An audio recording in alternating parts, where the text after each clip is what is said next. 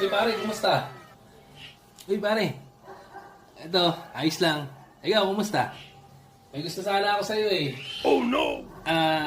Kasi pare, didiretsuhin na kita. Huwag ka sanang magagalit. Kung manghihiram ka, pasensya ka na.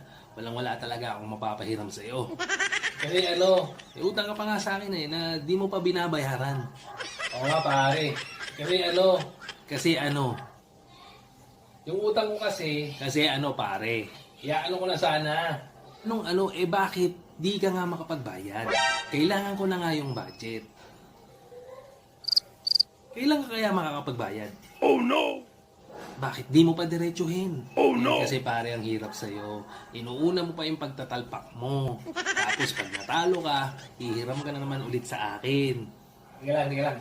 Yan din kasi yung ugali mo eh. Pag nanghiram ka, patatagalin mo pa.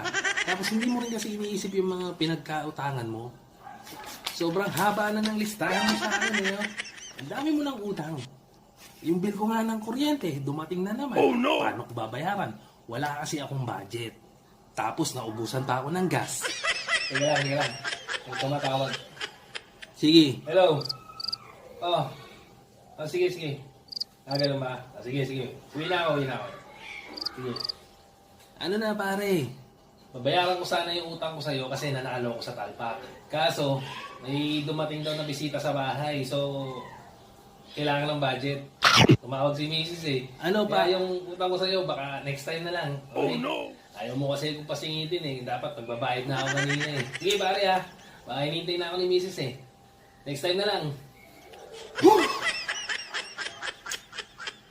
Ay, malas talaga.